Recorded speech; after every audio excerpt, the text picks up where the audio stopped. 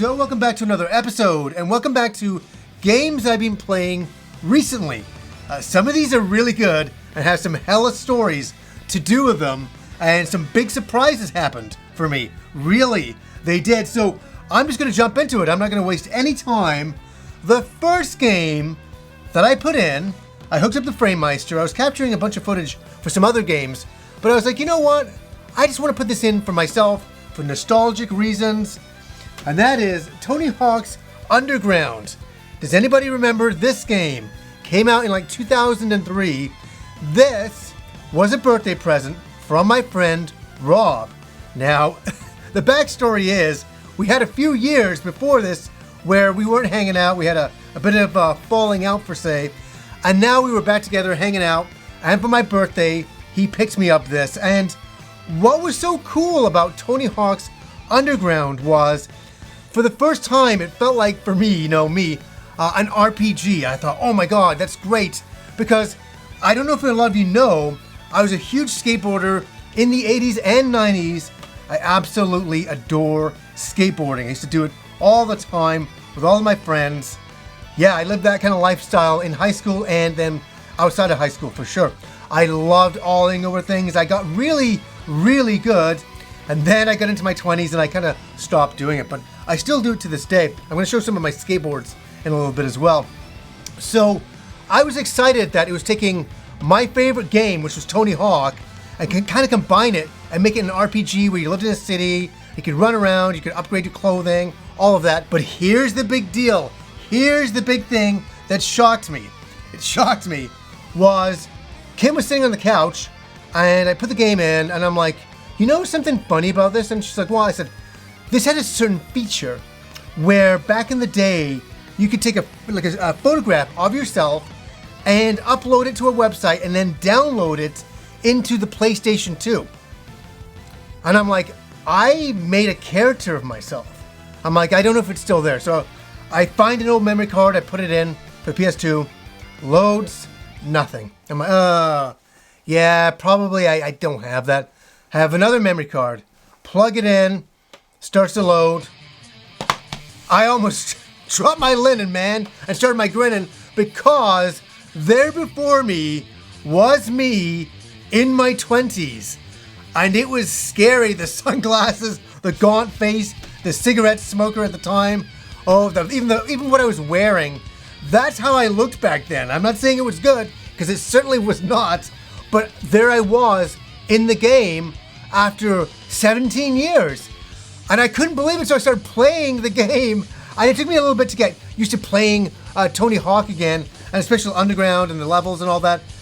And I skateboarded around as myself, and me and Kim were sitting there going, is this real life? This is so nuts that you can model your face onto a character back then and bring it into the game.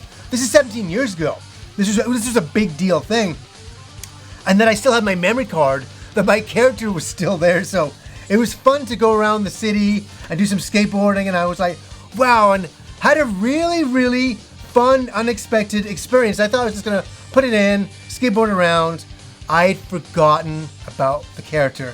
That, I'm still in the game, and I captured the footage because I'm like, I have to capture in case my memory card, erases itself one day, just so I have this at least. But man, I have a lot of fun memories playing Tony Hawk's Underground. And for me, it was the Tony Hawk games and then Underground.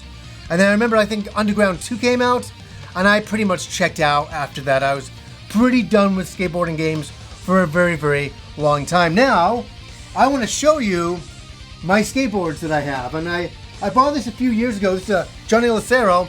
This is a design from the 80s that I absolutely love. I'll show you this way. I'll show you this way. I'll show you this way. So cool to get this again. This is an old design reprinted for now. And Rodney Mullen wheels going on there. But this is not the one that I like. Here is the one that I really like. Oh, here we go. The good old Powell Peralta with the wings going on.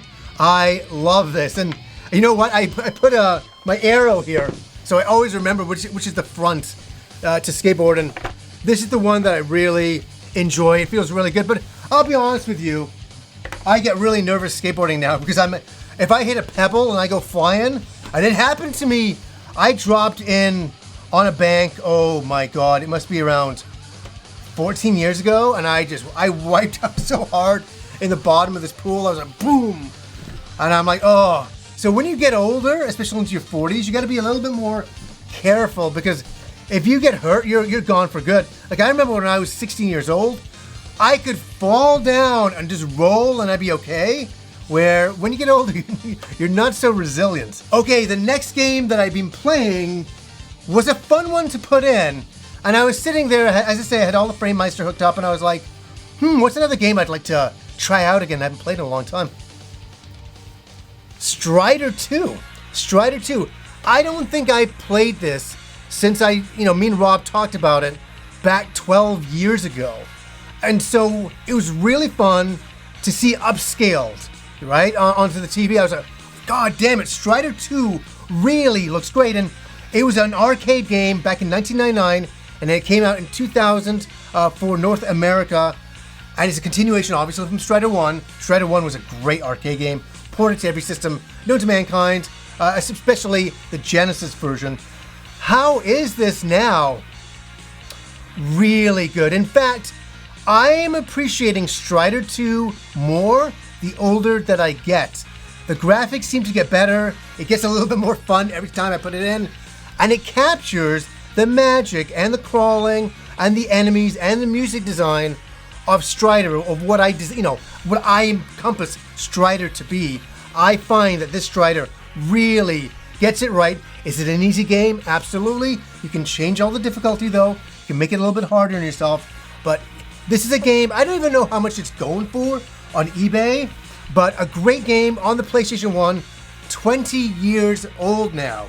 It is. So I still like another, I know we got that continuation of Strider a bunch of years back, but I want them to continue with Strider. Maybe a really nice 3D version. Now, I was having a lot of fun upscaling my PlayStation 1 games, and then an inkling came to put this game in. And I'm like, why am I putting this game in? You know why? Because I like it. I really like it. Tobal #1 by Squaresoft and Akira Toriyama doing the designs. A match made in heaven. Was it? It was at the time. It was at the time. It was a really cool fighting game in 3D on the PlayStation 1. And if you could imagine, it was one of the best 3D fighting games on the machine at the time. The controls were tight. I was playing it recently and I was like, wow, this controls really well for such an old game. And as I say, I did have it upscaled. It looked really good for what it was. And I kind of enjoy all the different characters, and there's some really unusual characters and strange Akira Toriyama designs, but he was having a bit of fun. Squaresoft was having fun. A very experimental time for Squaresoft back then. They were just releasing all sorts of things. They're like, yeah, you know what? We do RPGs, but we'll do a fighting game. And they did a great fighting game. Or they said, you know what? We'll do a shooting game. They do Ironhander back then. These guys were on fire no matter what they did. And the big selling point of Tobal #1, this came out in 1996, was the Final Fantasy VII demo disc was in here. So a lot of people just bought this just so they could play the demo disc for the new Final Fantasy VII that was just around the corner. But there was an offshoot that you got to play a really, really great fighting game, a very underappreciated fighting game that came out with a second game, and then we never heard anything ever again. But the one thing that is funny about the game is that I remember Rob and I playing the puzzle quest mode. There's like a dungeon exploration mode in here, which is so weird. And I remember we were drinking a heavy amount of alcohol one night back in 1996, and we were playing the game, and we were doing the dungeon game, and we're running around. And I remember when we were saying our goodbyes, I'm like, hey, okay, see a man, like, for the night, he's taking off. We're like pretending to do the running in the one spot, because that's what it realistically looked like, just running in one spot around this dungeon. And we made fun of that section all night. It became legendary and really a lot of fun. But overall, Tobal #1 is a pretty damn good fighting game, even by today's standards. Now, my final game I've been playing is an NES game right here. Oh, I know. Look at my horrible copy of it. It's a really crushed up box, but it's my crushed up box. and that is, I bought it used, is Crystallis by SNK for the Nintendo Entertainment System. Quite literally, one of the best action RPGs on the entire machine. And I'm going to say something that will raise a lot of eyebrows here. I think it's a better action RPG than Zelda. Hold on. Really, I think Zelda is incredible, and it's a 10 out of 10 game for me. It really is. I think it's amazing, and it's a nostalgic game. It's a number one game for me. But this game, realistically, the graphics are a little bit better. The music is really catchy and changes quite a lot more. A lot of crazy enemies, a really wild storyline, towns that you can go in, different upgradable weapons like your sword. This game is arguably up there, I tell you. It really, really is. I think Crystallis is one of the most underappreciated games on the Nintendo Entertainment System. And back in the day, me and my friend Andrew were playing this religiously. And something else, it's the 30th anniversary of Crystallis. And I got a chance to experience it again, not on the NES, but on the SNK Anniversary Collection. One of my favorite collections that was released a few years ago. I was sitting around, I had my Nintendo Switch Lite, and I was like, you know, I'd really like to see Crystallis. And here's a feature that is really interesting that is in here for all of the games. Not just Crystallis, but for all of the games. There's a watch feature. And I'm going to get into a story I had with Rob here in a second. But what you can do is, at any point, when you start playing the game, you can just choose to watch it. So the game will play itself. It will play itself. This is such a strange feature. It'll play itself right from the beginning, all the way to the final boss, ending, credits roll, done. And you can watch the whole thing. But here is what is absolutely fantastic. And for an older person like myself, I go, what? You can do this? And that is, at any point, you can stop the AI controlling the character, and you can take over at any point. So you can get all the way to the last boss, let the game play itself all the way to the last boss, take over for the final boss. You can do that. So during the lockdown phase, when everybody was really locked down, me and Rob had a couple of virtual beers online, and I was telling him about Crystallis and how you could do this. And he was like, I can't believe you can do that in a video game. And if you told us that back in the day, when we were playing the NES, that one day a video game can play itself all the way, through, and that you can take over at any point that you want to jump in. That would be extraordinary to even think about. Nowadays, we can handle the concept, but it's still unreal that you can do that with some games. And I think in the future, and we're talking in the next 10 to 15 years, you'll see a lot more of that. I think to do with a lot bigger games and a lot of 3D games.